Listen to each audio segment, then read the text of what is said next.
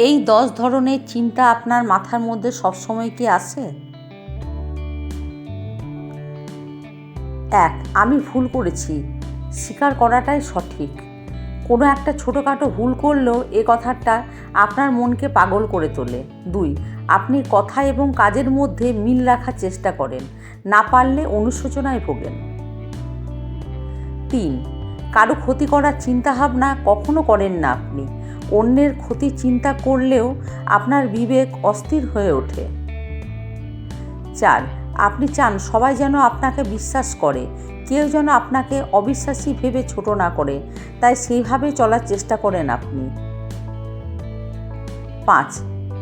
যেটা আমার নয় সেটা নেওয়া ঠিক না, এটা সবসময় ভাবেন আপনি, অর্থাৎ আপনার কোনো জিনিসে লোভ নেই, আপনি কারোর জিনিসে তাকিয়ে পর্যন্ত দেখেন না। 6.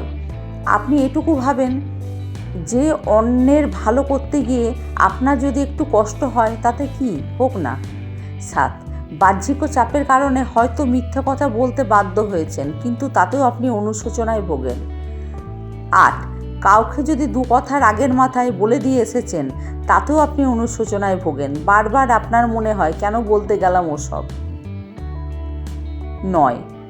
আপনার বারবার মনে হয় কাউকে কিছু বলার আগে, আমার জন্য ওর কোনো বড় ক্ষতি হয়ে যাবে না তো। 10. আপনি কাউকে কোনো সাবজেক্টে না করতে পারেন না, যদি কোনো কারণে না বলে ফেলেছেন, তাহলে আপনি সারা দিন নিজের মনে বলতে থাকেন কেন না করতে গেলাম।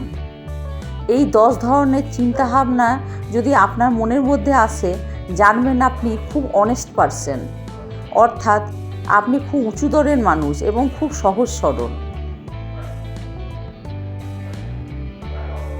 তবে আপনি খুব সাবধানে থাকবেন, কারণ আপনার সরলতার সুযোগ নেওয়ার চেষ্টা করবে সুযোগ সন্ধানী মানুষেরা। তবে এটুকু জানবেন, ঈশ্বর আপনাদের মতো সৎ মানুষের পাশে সবসময় থাকতে পছন্দ করেন, তিনি আপনাকে রক্ষা করবেন বিপদের হাত থেকে। ভিডিওটি যদি ভালো লেগে থাকে লাইক, শেয়ার, কমেন্ট করে পাশে থাকার অনুরোধ রইল বন্ধু। ভালো থাকুন, সুস্থ থাকুন, নমস্কার।